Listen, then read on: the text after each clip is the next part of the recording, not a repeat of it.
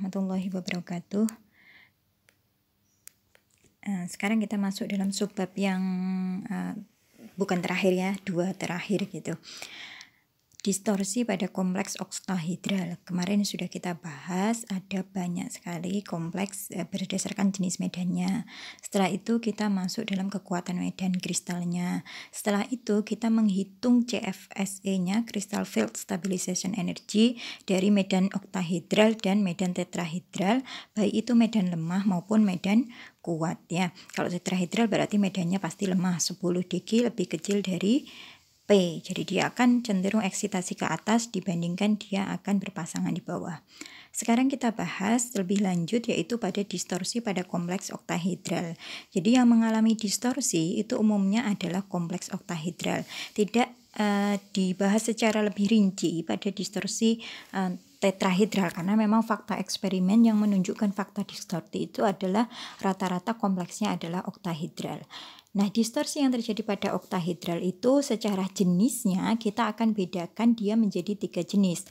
Jenis yang pertama yaitu distorsi tetragonal, yang kedua adalah distorsi trigonal, yang ketiga adalah distorsi pelintir atau twist ya. Distorsi itu apa sih? Kalau misalnya kita ngomong terdistorsi berarti terganggu. Nah, di sini berarti kompleks oktahedral itu dia mengalami gangguan. Apakah gangguannya itu jenisnya tetragonal, apakah gangguannya jenisnya trigonal, atau gangguannya adalah mode pelintir atau twist.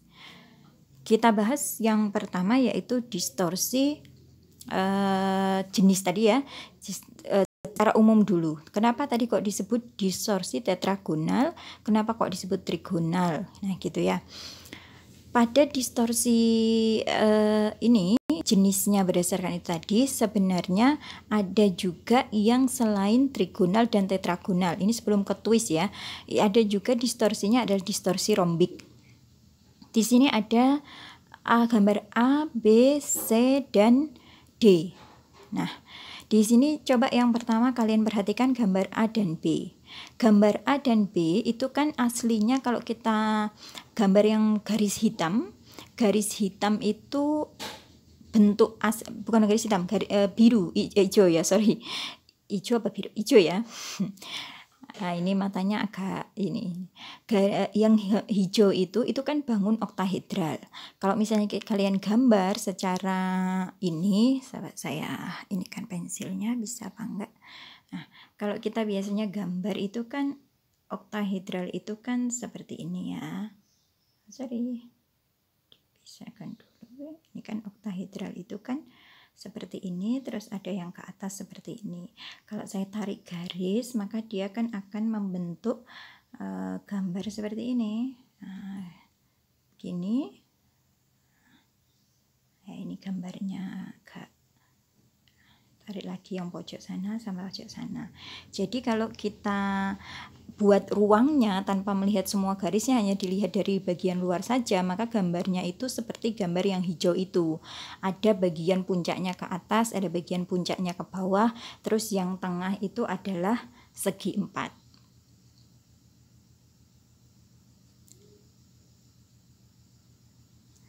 Nah, sekarang kita perhatikan yang A.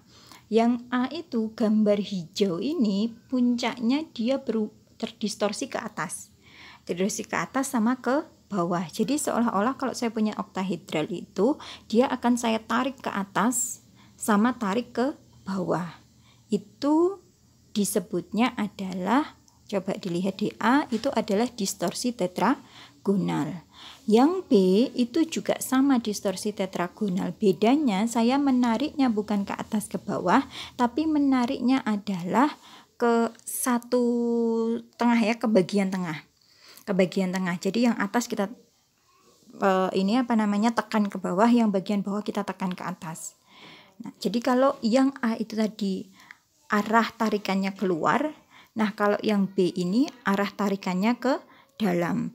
Dua jenis tarikan ini baik keluar maupun ke dalam itu disebutnya adalah distorsi tetragonal. Kenapa? Karena kita menarik dari berdasarkan itu tadi bentuk tetragonal. Tetragonal itu yang mana? Yang tengah 4 itu loh. Kita kan tetra kan.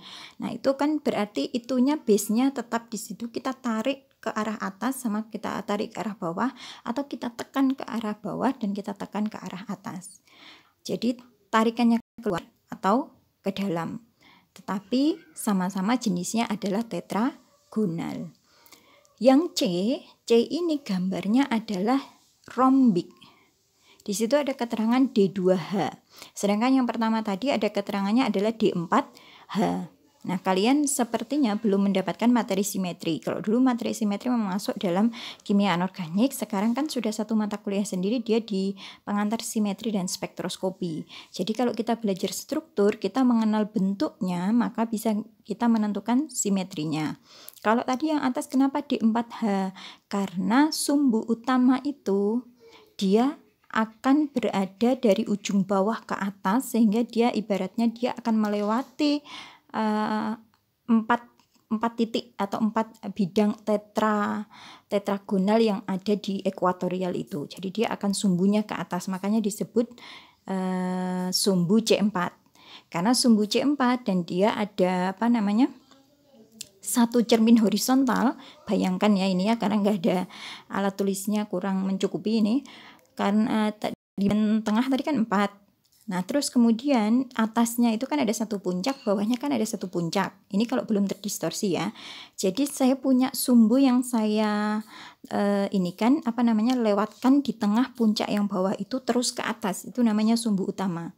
Nah, di tengah dia pasti kan akan melewati bidang dengan 4 sudut tadi atau bidang tetragonalnya tadi. Maka disebut dia memiliki sumbu C4 di sana. Nah, selain sumbu C4, dia punya bidang cermin horizontal. Di mana horizontal itu? Bayangkan kamu punya cermin, kamu posisikan dia horizontal. Horizontal itu mendatar ya. Kalau kamu posisikan mendatar, cermin itu kan kamu taruh tepat di bidang 4 tadi. Bidang yang ada 4 atom tadi ditaruh di situ. Apakah yang atas akan sama dengan yang bawah? Kalau yang atas sama dengan yang bawah, maka itu kita katakan dia memiliki cermin horizontal. Tapi kalau yang atas tidak sama dengan yang bawah, maka dia tidak memiliki cermin horizontal. Misalnya kamu taruh manusia tuh ya, kamu taruh cerminnya di perut seolah-olah. Bagian atas sama bagian bawah kan nggak sama, jadi kita nggak punya bidang cermin horizontal. Tetapi kalau di oktahedral itu kan gambarnya tadi bentuknya seperti itu. Kalau kita taruh cermin di atas kan bagian atas sama bagian bawah kan sama, maka dia punya cermin horizontal. Maka simetrinya ini sebenarnya panjang nanti ya, tapi paling tidak dari situ kamu bisa mengenali simetrinya itu disebutnya D4H. Kalau dia mengalami distorsi tetragonal tadi, ditarik bentuknya keluar sama ditarik ke dalam, maka ini bagian atas bawah bisa aja menjadi nggak sama. Sehingga distorsi tetragonal ini menyebabkan unsur simetrinya nanti akan berubah gitu. Kalau oktahedral sebenarnya D4H ini sudah tetragonal ya. Kalau oktahedral asli itu adalah OH simetrinya. Nah, selanjutnya itu kalau tadi ya tetragonal. Kalau rombik ini dia di situ kan ditulis D2H. Jadi selain sumbu C4 sebenarnya di dalam oktahedral itu ada C2. Kalau dia ditarik dari arah sumbu C2 itu di bagian horizontal keluar itu, maka otomatis yang bagian atas dan bawahnya itu dia akan terkompresi. Jadi kayak ke dalam, dua-duanya ke dalam, yang atas ke dalam, yang bawah ke dalam. Nah, ini disebut dengan rombik. Yang ke D itu, nah di situ kan kita punya tetra di sini ya. Di bagian sini ini kan ada segitiga sebenarnya, di sebelah sini ini kan ada segitiga. Nah, di bawah juga berarti kebalikannya, lawannya daerah situ, di bawahnya sini juga ada segitiga sebenarnya. Kalau kita menarik sumbu ini ditarik keluar semua itu dari arah segitiga ini, maka disebutnya dia adalah distorsi trigonal. Kalau ditariknya tadi kan berdasarkan daerah segi 4, maka dia disebutnya adalah tetragonal. Itu basic dasarnya. Yang umum dibahas rombik jarang dibahas ya, tapi yang paling banyak dipelajari itu adalah distorsi tetragonal. Sekarang kita lihat lebih rinci ke distorsi tetragonal. tetragonal. Distorsi tetragonal ini disebut juga dia dengan distorsi Jahn-Teller atau disebutnya adalah Jahn-Teller effect. Apa yang terjadi? Tadi kalian ingat bahwa di dalam distorsi tetragonal itu dia akan ditarik ke arah atas, maksudnya keluar semua atau ke dalam ya. Ini yang ditarik keluar semua tadi, sedangkan ini yang ditarik ke dalam, bukan ditarik, dikompresi ke dalam semua. Jadi satunya ditarik keluar, satunya ditekan ke dalam. Nah, apa yang terjadi? Sumbu ke atas ke bawah ini hubungannya dengan sumbu apa di dalam koordinat itu? Kan hubungannya adalah dengan sumbu Z. Kalau misalnya saya kasih sumbu ke sini nih, sumbu ke sini, ini adalah X, ini adalah Y, dan ini adalah Z. Maka sumbu ke atas ini yang mengalami distorsi itu erat kaitannya dengan sumbu Z. Maka apa yang akan terjadi? Perhatikan di sini ada DZ kuadrat, di sini ada 2 yang memiliki sumbu Z. Maka sumbu-sumbu Z ini dia akan mengalami perubahan tingkat energi. Kalau dia ditariknya keluar ya, keluar berarti kan Z-nya semakin menjauh.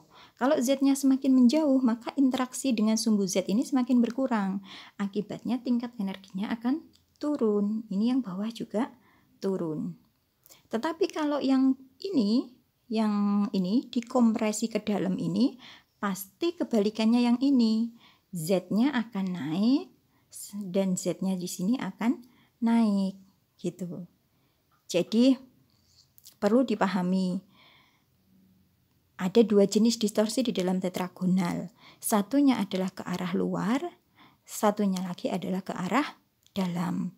Yang ke arah luar itu disebutnya adalah, lebih mudahnya disebutnya adalah Z out, sedangkan yang ke arah luar itu disebutnya adalah Z in. In itu ke dalam, out itu ke luar. Kalau Z out, Z-nya menjauhi atom pusat, maka dia akan Z yang ada kaitannya dengan sumbu Z akan mengalami penurunan tingkat energi. Sedangkan kalau yang in, justru yang berkaitan dengan sumbu Z akan mengalami kenaikan tingkat energi. Ini perlu dihafalkan enggak? Ini harus dihafalkan. Kalian harus tahu diagram ini tuh harus tahu. Jadi yang dihafalkan satu aja. Mau menghafalkan Z in atau menghafalkan Z out, terserah. Nanti satunya adalah kebalikannya gitu. Kalau kalian hafalkan Z out berarti yang bawah ini ada XZ, YZ.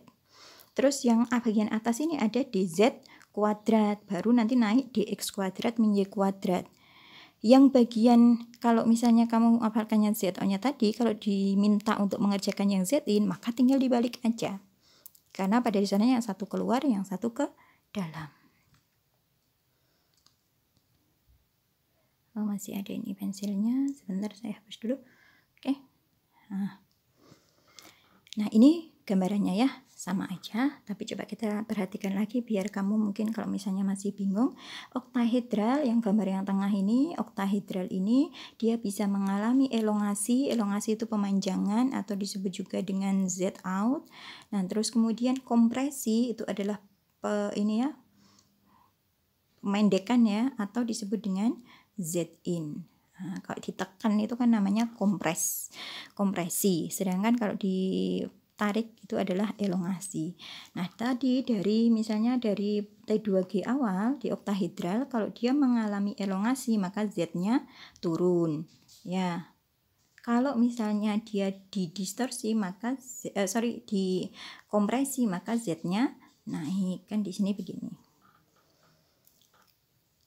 Nah, kita harus menentukan tingkat energinya. Karena nanti kita akan menghitung CFSE-nya juga. Jadi kayak CFSE yang kemarin kamu hitung di oktahedral, tetrahedral, kita juga akan menghitung di kompleks oktahedral yang mengalami distorsi tetragonal, baik itu distorsinya adalah Z in atau distorsinya adalah Z out. Nah, sekarang perhatikan sebelah kanan ini ya. Karena kita bahas oktahedral, maka dia ada 2 jenis ya, medan kuat dan medan lemah. Jadi kalau perhatikan dulu nanti kompleksnya, dia medan kuat apa medan lemah. Kalau dia medan kuat, jangan lupa di sebelah sini 10 dg adalah lebih besar dari P. Kalau dia medan lemah, berarti di sini 10 dg-nya lebih kecil dari P. Berpengaruh di mana kemarin? Apakah elektron yang keempat akan naik atau berpasangan di bawah? Kalau 10 deki lebih besar dari P, maka dia akan lebih memilih energi yang rendah itu untuk pairing, berarti dia akan berpasangan di bawah untuk medan kuat. Sedangkan kalau 10 dekinya lebih kecil dari P, maka dia pilih yang energinya rendah, yaitu naik ke atas. Pokoknya tingkat energi itu dipilih yang rendah gitu. Sama kan kayak kita harus membayar 10.000 sama 100.000, kita pilih yang mana? Yang bayarnya 10.000. Itu logikanya. Kalau ada yang butuh energi rendah, kenapa kita harus mengambil energi yang tinggi? Kalau pada medan kuat 10 deki lebih besar dari P, maka kita ambil yang rendah, pairing aja, berpasangan di bawah. Kalau 10 deki lebih kecil dari P pada medan lemah, maka kita pilih naik aja karena 10 dekinya lebih rendah. Gitu ya. Jadi itu juga berlaku di sini. Ya berlaku terus, tapi kemudian sekarang menjadi lebih kompleks. Kenapa? Karena dia akan mengalami distorsi. Distorsinya, nah ini mau dikerjakan Z out dulu misalnya ya. Nah Z out tadi kan yang ada unsur Z itu kan dia ke bawah karena dia menjauh, tingkat energinya lebih rendah, dia berada di bawah. Nah di sini ini T2G ini kan jumlah tingkat energinya kan ada 3 sebenarnya degenerat tadi. Terus kemudian tersplitting di sini di sebelah kiri ini kan bagian bawah 2, bagian atasnya 1. Jadi total bagiannya itu adalah 3/3.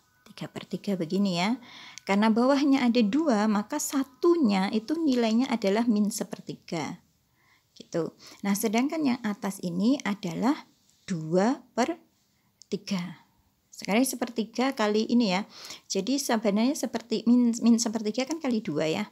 Jadi di sini akan sama. Jadi atas ke bawah ini akan 0 jumlahnya. Jadi kalau atas plus 2/3, bawah juga akan ini berapa? -1/3 kali 2, jadi -2/3, maka jumlahnya akan 0. Sama dengan bagian yang atas ini. Bagian yang atas ini dia adalah dianggapnya yang bawah adalah -setengah, yang atas adalah +setengah. Jadi kalau nanti bingung saya naruhnya ini -1/3 apa yang -1/3 yang bawah itu di Z in atau di Z out. Nah lihat, pokoknya kalau dia 2 nilainya tuh justru lebih kecil, -1/3 karena harus dikali 2. Tapi kalau dia cuma 1, ini di sini lihat di Z in ini -2/3. Gitu. Minus plusnya sesuai dengan arahnya. Kalau dia di atas pasti energi itu positif.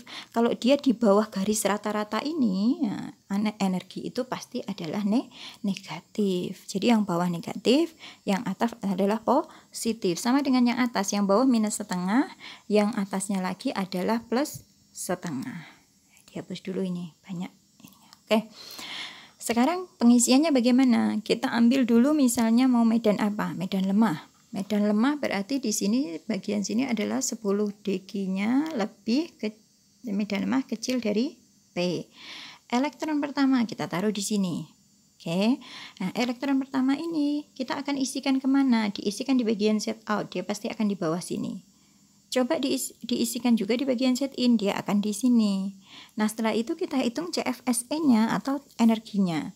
Kalau yang sebelah kiri Z in ini berarti dia, kalau yang kemarin kan cuma ditaruh di sini kan, -4 + 6 gitu kan ya. Nah, kayak sekarang lebih rincikan lagi. Jadi kalau Z out-nya ini tadi punya 1 elektron, 1 dikali berapa yang bawah? -1/3 sama dengan berapa? -1/3. Ini untuk Z out. Kalau Z in berapa? 1 juga di bawah, tapi dikalinya berapa? -2. Ini ya kurang besar ininya karena di HP. -2/3 ya, hasilnya adalah berapa? -2/3. 2 ini yang atas 2. 2/3. Nah, oke, ini adalah Z in. Jadi CFSE-nya, Crystal Field Stabilization Energy-nya, kalau dia mengalami Z out itu adalah -1/3 deki, kalau dia mengalami Z in adalah -2/3 deki. Mana yang nilainya lebih rendah? Jadi energi itu kan stabil yang nilainya rendah. Ada 10 sama 1, maka dia stabil yang 1. Ada 1 sama -10, dia stabil yang -10. Berarti kalau min 1/3 dengan min 2/3, maka yang lebih stabil adalah yang min 2/3. Semakin negatif semakin stabil tingkat energi itu. Delta G itu kan lebih kecil dari 0, dia semakin stabilnya ya. Berarti kalau dia stabil di Zin, kira-kira dia akan mengalami distorsi apa untuk D1 medan lemah? Dia akan mengalami distorsi Zin. Ya, bukan Z out, dia akan mengalami distorsi Zin. Jadi dia akan mengalami kompresi ke dalam. Kalau 2 bagaimana? Tinggal diisi juga. Dihapus dulu ya nih. 2, maka kita isikan kayak gini. 1, 2. Oke. Gini, maka di sini diisi 2. Di sini juga diisi 2. Nah, ini ya, ini langsung naik ya. Dari kalau yang masalah di ini kan itu nanti. Berarti di sini ini 2 ini minus 2/3.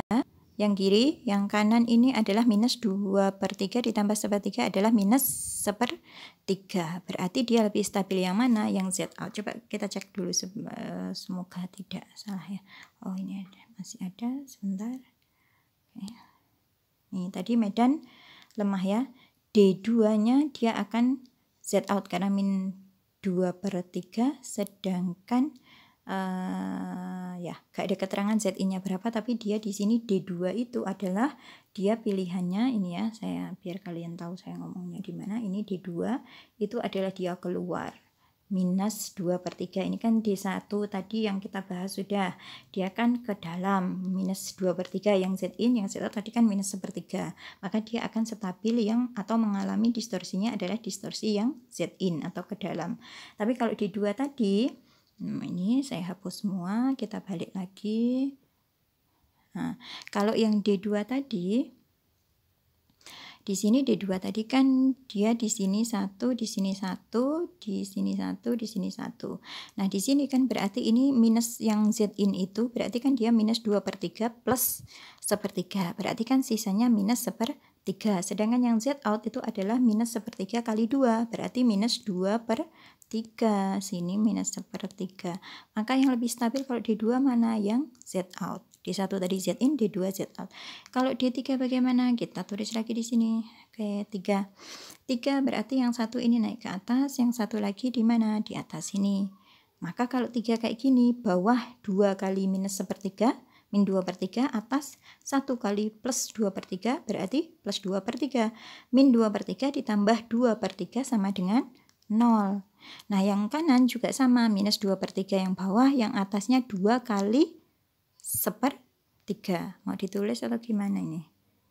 Ya, nggak ada yang jawab ya, karena ini rekaman.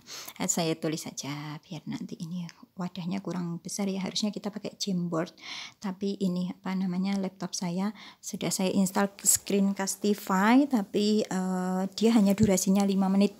Jadi ini tapi sebenarnya bisa digunakan sih kalau cuman nulis sebentar gitu ya. Nah, kita ini dulu, mana ya tadi? 3 ya. 3 di sini kita lihat dulu yang Z out ini. 1, 2, 3 ya. 3 yang bawah ini adalah 2 kali berapa? Nah, sorry, 2 hapus, penghapus. Oke. Yang bawah ini kita ganti lagi pulpennya, ding. Kayaknya kegedean nih. 2 kali, oke. Oke. Ganti ini. Kayak main-main ini ya. Oke. Nah, ini 2 kali berapa? Min 1/3 ditambah berapa? Dikurung dulu, ditambah ini atasnya adalah 1 kali 2, ya betul, 1 kali 2/2-nya aja nggak kelihatan ini. 2/3. Jadi ini sama dengan min 2/3 ditambah min 2 plus 2/3, sehingga hasilnya adalah sama dengan 0. Itu untuk yang Z out. Kalau untuk yang Z in bagaimana? Kalau yang Z in juga sama. Kalau tadi kita isi 1, 2, 3. Berarti berapa? 1 kali min 2/3 ditambah 2 kali plus 1/3. Jadi totalnya adalah 0. Ya. Itu caranya 3. Kalau 4, nah 4 tergantung medan oktahedralnya. Lihat di mana medan oktahedralnya, lihat ligannya kemarin, jenis kekuatan kemarin itu. Kalau misalnya dia adalah medannya lemah, maka dia akan suka naik di sini. Naik di sini maka diisikan di sini, diisikan di sini. Nah, kalau medannya lemah, ini tadi kan bawah 0 nih. Pokoknya kalau udah setengah penuh itu yang bawah 0 pasti. Nah, atau penuh semua itu 0. Nah, bawah 0 berarti kita tinggal ngitung yang atas saja. Berarti ini minus setengah, ini juga minus setengah. Berarti sama. Oh ya, tadi yang D3 berarti kesimpulannya dia apa, Bu? Kalau sama-sama 0. Berarti dia sama pilihannya. Atau coba kita perhatikan di sini, hapus dulu. Oke. Nah, ini kalau D berapa tadi? D3 ya. D3 di sini, di sebelah sini kan nggak ada nih. Dia kan D2 sama D4. Nah, D3 itu kalau dia terisi setengah penuh kayak gitu tadi, hasilnya sama dengan 0, itu dia tidak mengalami distorsi. Maka datanya di sini tidak ada untuk D3. D4 tadi kan hasilnya minus setengah, yang Z out, yang Z in kan minus setengah juga. Jadi sama, minusnya sama gitu, minus setengah sama minus setengah. Maka dia probabilitasnya adalah baik Z in ataupun Z out dengan nilai energi adalah minus setengah. Jadi meskipun kalau sama nilainya, itu adalah sama dia kemungkinannya mengalami Z in atau Z out. Tapi kalau sama dengan 0 totalnya, maka dia tidak mengalami distorsi. Kayak misalnya di sini D10 kan nggak ada datanya nih, D10. D10 kenapa kok nggak ada datanya? Ya karena sudah terisi penuh semua, maka dia hasilnya sama dengan 0. Dia tidak mengalami distorsi.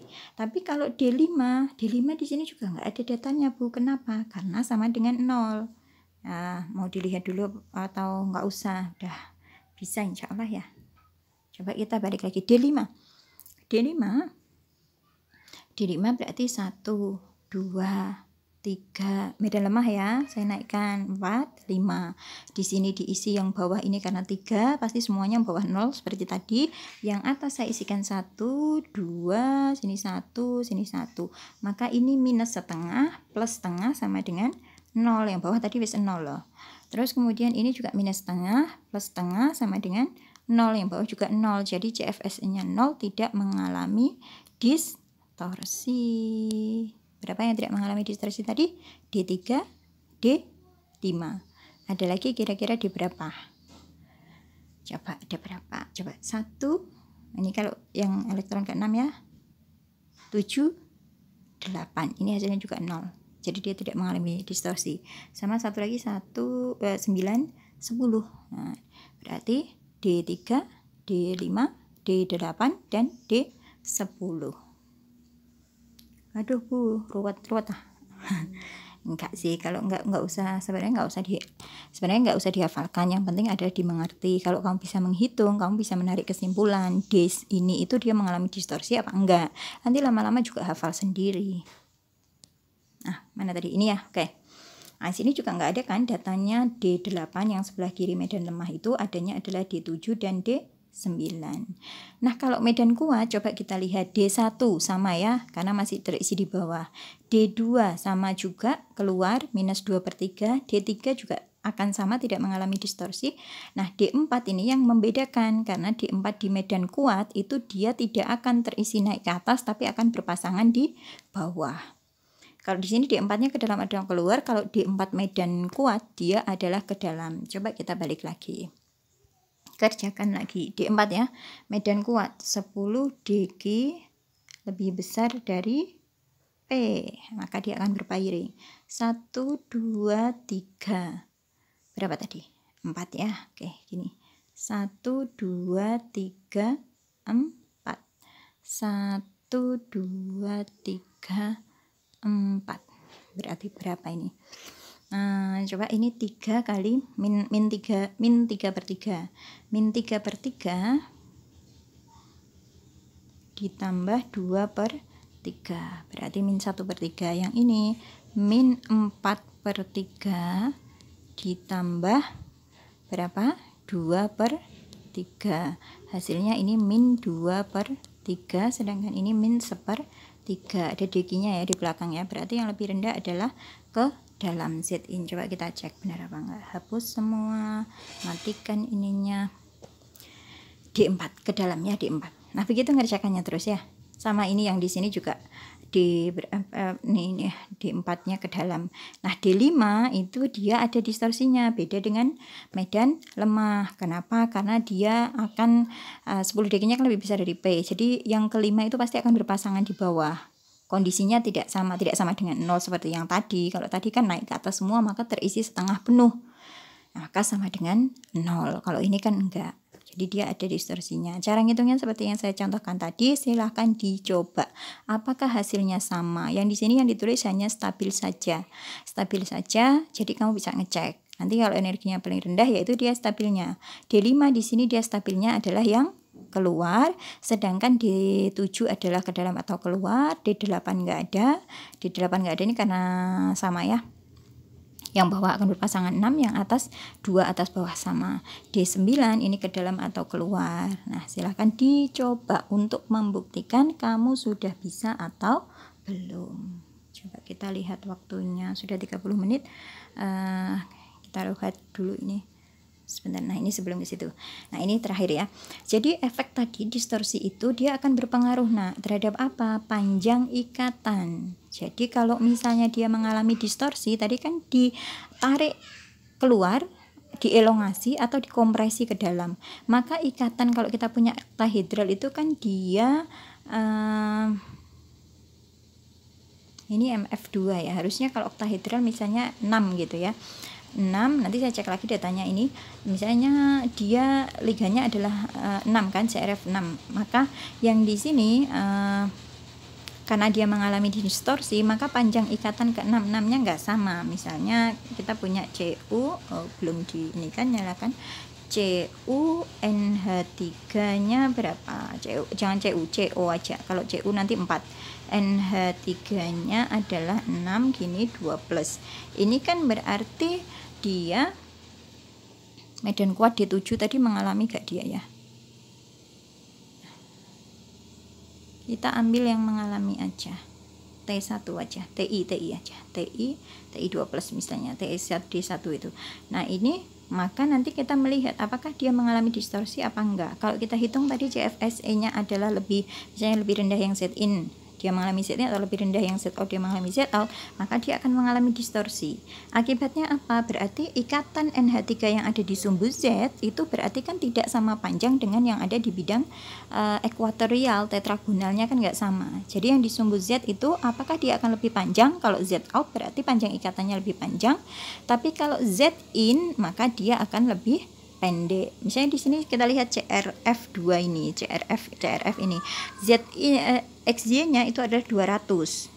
Sedangkan panjang ikatannya Z-nya itu adalah 243. Berarti dia mengalami Z in apa Z out? Z out. Kalau ini 210, Z di sumbu Z-nya lebih pendek, berarti dia mengalami Z in. Ini 204, ini 205, berarti sedikit Z out ya, beda cuman 1 ya ini ya. 193 sama 227 berarti kan memanjang. Dia mengalami Z in. Hapus dulu. Nah, ini sampai di sini yang part 4A ya. Nanti kepanjangan susah ini videonya.